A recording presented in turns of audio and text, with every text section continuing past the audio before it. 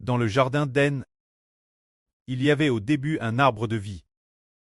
Mais, lorsqu'on arrive l'Apocalypse, des deux CTS du fleuve se trouvent des arbres de vie. Irait-il un fleuve dans le jardin d'Éden? Oui. Il y a un fleuve qui coule du milieu du jardin d'Éden. Et après avoir coulé, il se divise en 4 bras. Mais, lorsque nous sommes dans la Gens, on ne voit qu'un seul arbre de vie dans le jardin d'Éden.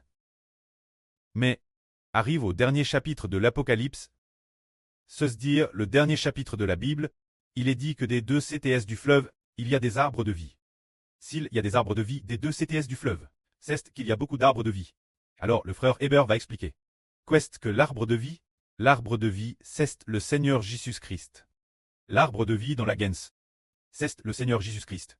Le fruit de l'arbre de vie est l'Esprit du Seigneur Jésus-Christ. L'arbre de la connaissance du bien et du mal est le précleste l'Éternel.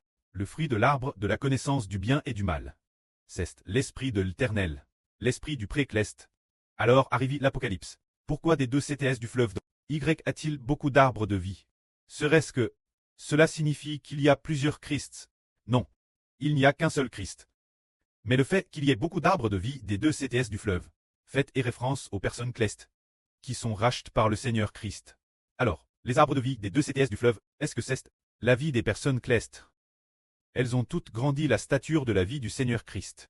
Leur vie est devenue semblable celle par qui le pré a créé l'univers et toutes choses, le Seigneur Jésus-Christ lui-même. De plus, ils sont tous comme le Seigneur Jésus-Christ, fournissant la vie toute l'humanité. Lisons cela. Des deux CTS du fleuve se trouvent de nombreux arbres de vie. Alors, frères et sœurs, ne seriez-vous pas aussi l'une de ces arbres de vie? Ah, vous l'êtes tous. Ce groupe de frères et sœurs qui écoute le frère Heber prêcher la vie. Vous êtes tous précieux, précieusement diffus pour avoir une vie semblable celle du Seigneur Jésus-Christ. Lisons cela ensemble. L'ange me montra, au milieu de la place de la ville, un fleuve d'eau de la vie, limpide comme du cristal. Ce fleuve qui sortait du trône de Dieu et de l'agneau. Sur les deux rives du fleuve, il y avait un arbre de vie, produisant du fruit chaque année, donnant son fruit chaque mois, et dont les fruits mûrissaient 12 fois par an, donnant du fruit chaque mois. Les feuilles de l'arbre servaient la guérison des nations. Dans la Bible, nous avons déjà vu les prophètes dire que l'Éternel ferait couler des fleuves dans le désert et qu'il y planterait toutes sortes d'arbres.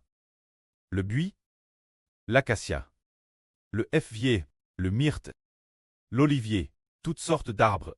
L'origine, il est impossible d'avoir ces arbres dans le désert, tout comme il est impossible d'y avoir des fleuves. Alors que dit-on ici? Sur ce quest, le fleuve d'eau de la vie, ce fleuve d'eau de la vie, qui coule du trône de l'agneau et de Dieu, qui en découle, quest que ce fleuve d'eau de la vie. Le Seigneur a dit, si quelqu'un a soif, qu'il vienne, moi, et boive, celui qui vient, moi, pour boire. Comme le dit l'Écriture, des fleuves d'eau de la vie couleront de son sein. Pour lui donner la vie éternelle, le fleuve d'eau de la vie ici. Faites référence, l'Esprit de Dieu et de Christ, qui est le fleuve d'eau de la vie. Se dire l'Esprit du pré et l'Esprit du Seigneur, qui est le fleuve d'eau de la vie. Sur les deux rives du fleuve se trouve l'arbre de vie. Se dire l'Esprit de Dieu, qui nourrit les enfants clestes, l'Esprit de Dieu et du Seigneur Christ, nourrit les enfants clestes. Alors les deux rives de l'eau de la vie veulent dire que c'était du Saint-Esprit. Le groupe d'enfants le plus proche du Saint-Esprit, ce sont les enfants bêtises, comme le temple, qui ont tous des bêtises comme des arbres de vie. Nous avons tous des bêtises pour traits, ceux qui peuvent donner la vie éternelle aux gens. Les frères et sœurs diront, frère Heber, celui qui donne la vie éternelle, n'est-ce pas le Seigneur Jésus et le précleste? Comment pourrions-nous très bêtises pour traits, ceux qui donnent la vie éternelle aux gens? C'est le précleste qui a dit Heber. Ceux qui peuvent donner la vie éternelle sont appelés prêtres. Ils peuvent donner la vie aux gens. Ceux qui font que les gens obtiennent la vie éternelle sont appelés prêtres. Les frères et sœurs clestes sont tous appelés prêtres. Et il est aussi écrit dans l'Apocalypse que les frères et sœurs clestes sont bêtises comme des arbres de vie. Les fruits de l'arbre, se dire les fruits de l'arbre de vie, permettent ceux qui les mangent d'obtenir la vie éternelle. Cela signifie que les frères et sœurs clestes peuvent donner l'Esprit de Dieu et du Seigneur aux enfants de la nouvelle terre, afin qu'ils obtiennent la vie éternelle grâce nous. Que la gloire soit rendue au prêtre et au Seigneur.